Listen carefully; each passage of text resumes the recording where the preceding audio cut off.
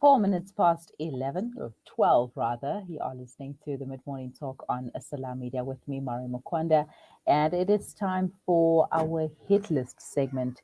On today's hit list, we feature a Phindile Yende, a 2018 Mandela Washington Fellow under the Young African Leadership Initiative, or YALI. She has extensive experience in medical consumables distribution and pharmaceutical sales, having worked for a period of 10 years in Germany and the UK, multinational medical and pharmaceutical companies. She is the founder and CEO of RUO and RUI Medical, also known as RRM, a diversified company that renders services such as project management, medical supplies, and manufacturing with a footprint in all provinces in South Africa and will soon be venturing into East African markets. Well, she's here to share her journey with us and tell us about her story. Pindile, hi. Hi, Miriam. How are you? I'm very well, thanks. And yourself? Thank you for having me today. It's a pleasure. Well, you are a woman who wears many hats, definitely. I mean, from the introduction that I just gave right now. Tell us about your journey. When did it all begin? Well, Miriam, I first started just a young girl who had great ambitions and great ambitions being in business. But the moment you just get started with your career, you always want to get some form of experience. And I happened to find myself in the pharmaceutical industry.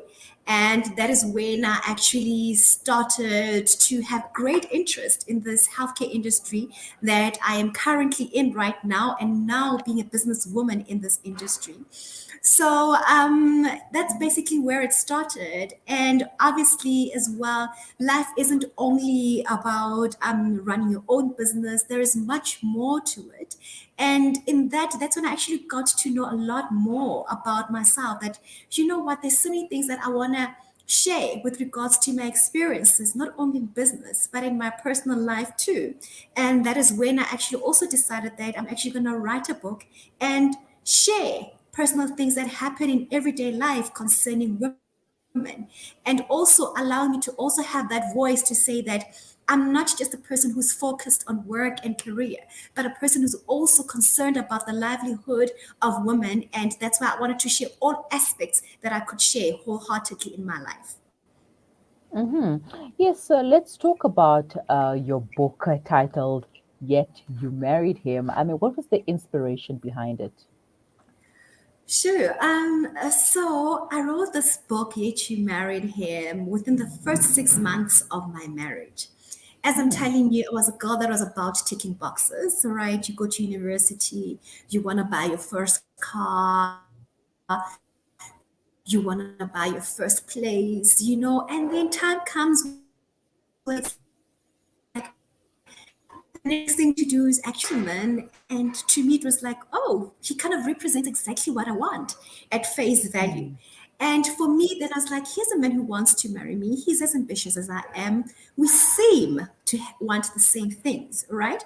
But obviously, without doing proper due diligence to actually knowing exactly the kind of person that I was actually going to get married to. I then decided to marry this man. And 6 months within my marriage, I realized that I've made a bad decision. This is not the kind of person that I actually want to spend the rest of my life with, because things were so much mhm, different than when you meet a person, you're like, I could marry this person, but there is so much more that goes into actually choosing your lifetime partner. And I didn't actually look at those things.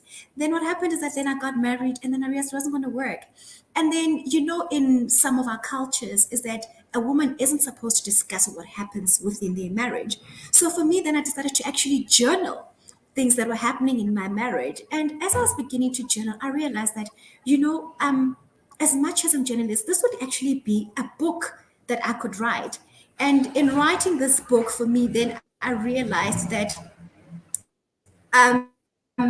there's so many other stories that I know of that when sharing with other women, my experiences with other women, they also share their experiences. And that's when I thought, instead of writing about just what I'm going through, let me write about 22 different characters of men that I have somehow heard about, read about, and just put it all together in the book so that as women read it, they're not just reading my story, but they're reading many other stories of other women too.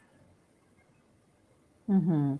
And perhaps they could identify themselves within one or two of those stories that you share in the book. Where is it available? Is it available on all the book stores, the book platforms online, etc.? It is available at your leading bookstores, which is your exclusive books, your bargain books, your CNA. It is also available on Amazon. You can also be able to get it there as well. Mm-hmm. Right. Now, your time in the USA was under the Young African Leadership Initiative, or commonly known as YALI, for those who are familiar with it. What have you learned there, and how has that shaped the person that you are today? Sure. That experience is one experience that changed so much about my life, my business life.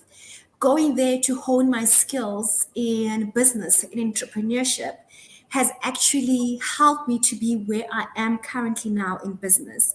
Whereas when one went there at first, it was more about business that you learned in the classroom, in the lecture room.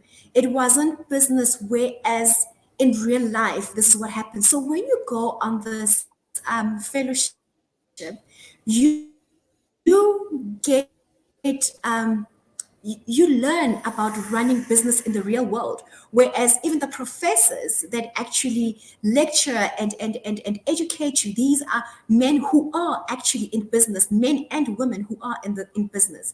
And not only that, the experience of them also taking us to different businesses to show how they started, to show businesses in how they actually are changing with the times, businesses that you can see that they are there to build legacies. And another thing that stood out so much for me when I was on this fellowship was that you get taught to be more of a social entrepreneur, because oftentimes when you get into business, the first thing that you think about is making profit. You don't really think about how it is that your business is going to change the lives of other people.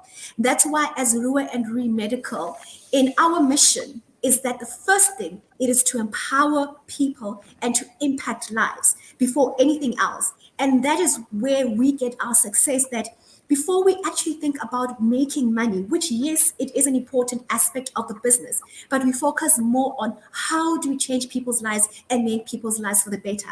And that is something that I learned when I was on this fellowship, whereas it's not only about thinking about yourself, and you also taught how to actually broaden your thinking when it comes to business. Whereas for me now, I don't just think about doing business in my country, not in my province or in my country. I have to think Mm. bigger about how do I now impact the continent as a whole in this business that I am currently running with an amazing team that I also have that works towards us achieving our goals that we want to achieve in impacting the whole continent as a whole.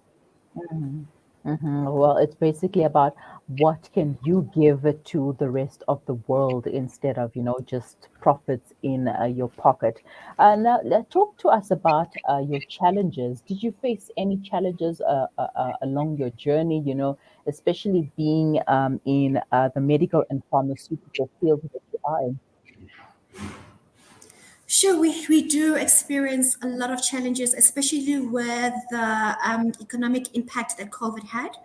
I must say that we were blessed in that being in the medical industry, that's when actually we managed to find other opportunities. I mean, you know that in business, for some people, when such situations occur, that's when it's downhill for other businesses. But because we in the medical industry, it just went uphill for us. And we were very fortunate with that. However, working in such during the pandemic was obviously something that every time we would sometimes have to stop with business, considering that we would either have somebody who's COVID positive or with the sites that we're managing in other provinces, they would have to a lot of things slowing down. And because we also do business with the government as well, with them as well not being able to be in the offices and being able to run things as efficiently as we would have liked them to do due to the pandemic, a lot of things were affected in the smooth running of the business. And to this day, we still experience such things. However, we have been blessed that we are in this industry that has allowed us to impact lives, as I've said, to empower lives during this time of the pandemic. All right, beautiful there. Phindile, we're going to take a quick break, but when we return, we will continue. So just stay with us. Thank you.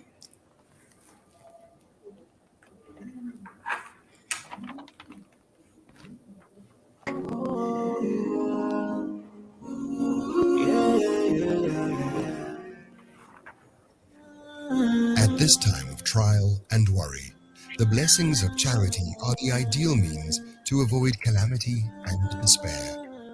The Al Imdad Foundation gives you the opportunity to sponsor a share in a borehole in South Africa for just 1,000 Rand and provide what the Holy Prophet, peace be upon him, called the best form of charity. Donate online at alimdad.com or call 0861 786 243 for more information. Looking to get your kick? Kiki's have now reopened on 235 Matthews Maiwa Road in Durban. Head on over for the Taste with Kick. We offer something scrumptious for everyone in the family. Wraps, chicken tikka, burgers, tender grills, mocktails, milkshakes, and so much more. Corporate and events catering available. Visit our social media pages for more info or call 031 209 0119. Kiki's, the Taste with Kick. The two major dams for the Eastern Cape's biggest metro, Nelson Mandela Bay, are running dry with no major rain forecast. The city of Port Elizabeth is facing an unprecedented water crisis, home to an estimated 1.3 million people. The Al Fida Foundation needs your support to deliver water to impoverished areas. Support our water drive and help us raise monies for water delivery vehicles to ensure water distribution in areas of critical need. Donate your lilla to the Al Fida Foundation. Visit our website at www.alfida.co.za or contact us at 041 484 1288.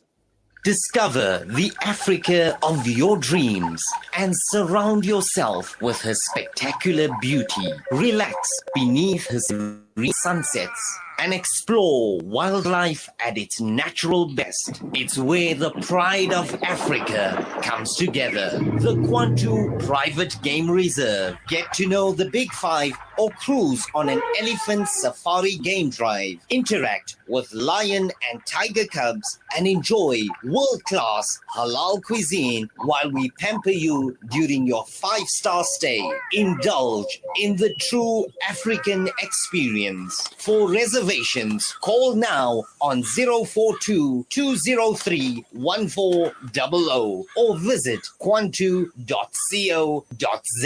The Kwantu Private Game Reserve, the place of gathering. From the townships of South Africa, the refugee camps in Syria, or orphanages in Yemen, the eyes of the needy speak volumes with just one glare. We know what it's like to be at ground zero, with food essentials, clothing and blankets, fresh water portal, and even on-site navigators. We use every cent to better their tomorrow. Become part of our journey to bring relief to all. Go to www.ashrafulaid.org or call us on 011-809-8181. Ashraful Aid, under the auspices of Maulana Suhail Wadi.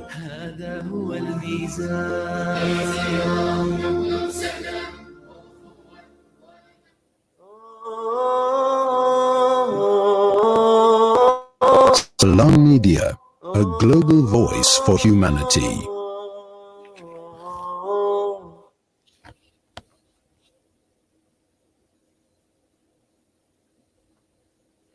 Welcome back. You're listening to the Mid Morning Talk on Salam Media, and on today's hit list, we are talking to Phindile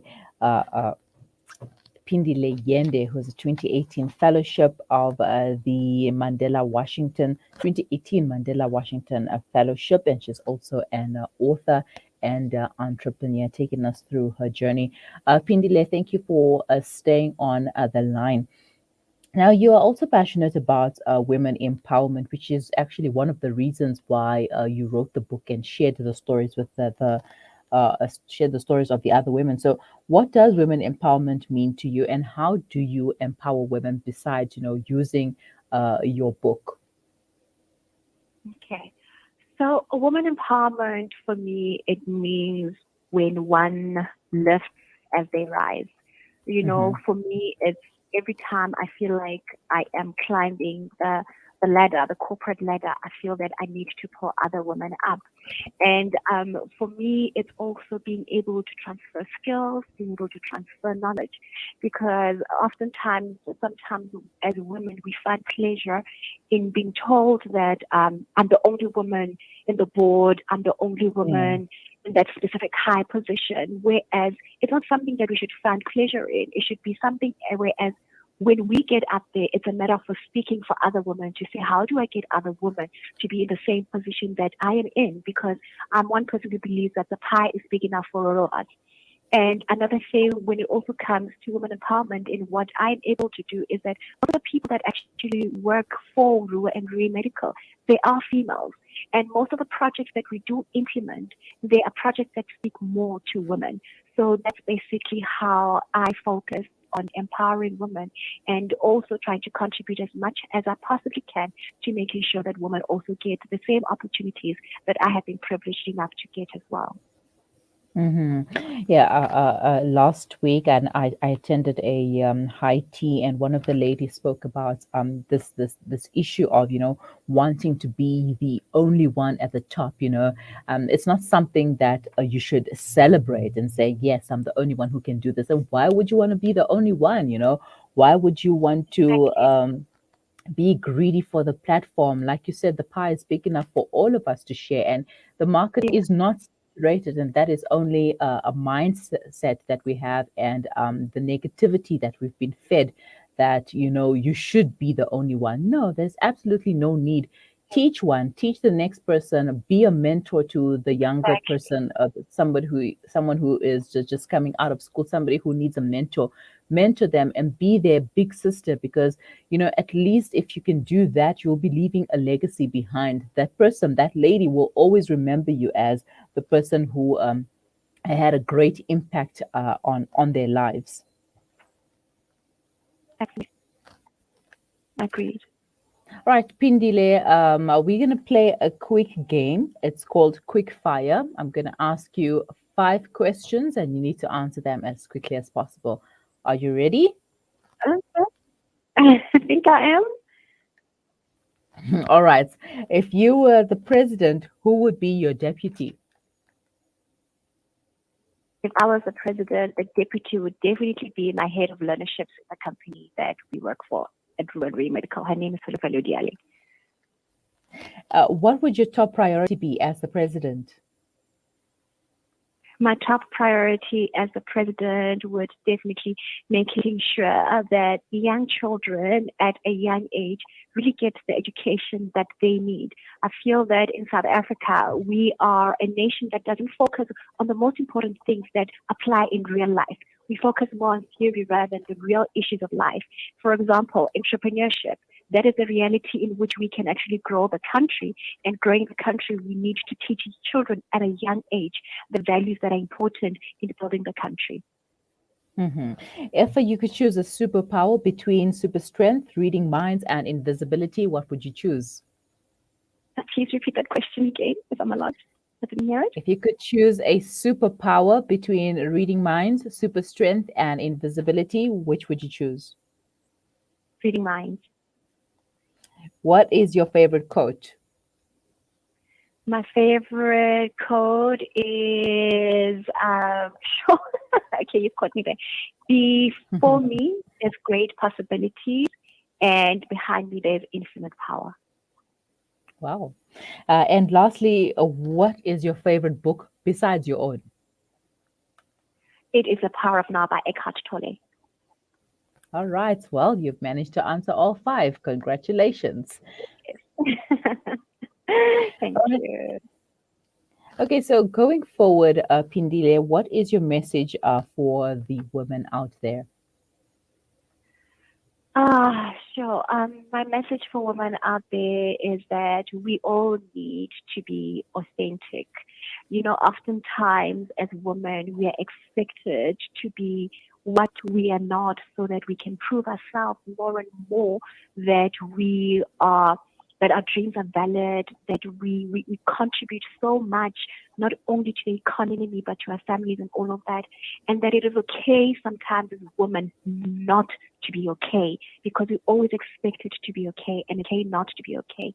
And that everything and anything is possible, that we can break through the glass ceiling, that we can break down walls to achieve all our dreams. And no one should ever tell you that you can't do it because anything and everything is possible. All right. Everything and anything is possible. Thank you so much for your time, Phindile. Wait, before you go, how can people contact you if they would like to get a copy of your book and your social media logins? I mean, not logins, handles. Yes. Okay. So if you want to contact me, people may email me on Phindile at phindileyende.co.za. That's easier than my name, my first name, and then at my name and surname, phindileyende.co.za. And then on social media, on Instagram, I'm Phindile_Yende. On Twitter, I'm Phindile Yende. On Facebook, I'm also Phindile Yende. So yes, that's how people All can right. contact me. Okay. Have a Okay. wonderful day, Phindile, and thank you for chatting to us. Thank you so much. I really enjoyed the interview and have an amazing day.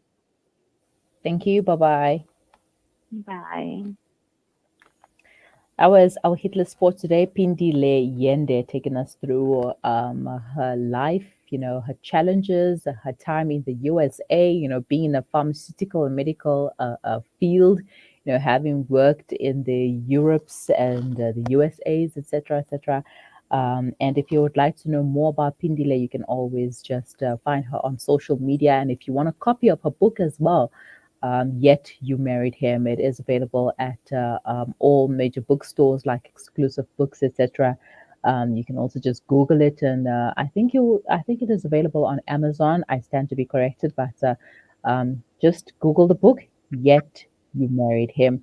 That's the title of the book, and you can also send Phindile an email at phindile@phindileyende.co.za. That's PHINDILE at the same name, yende.co.za.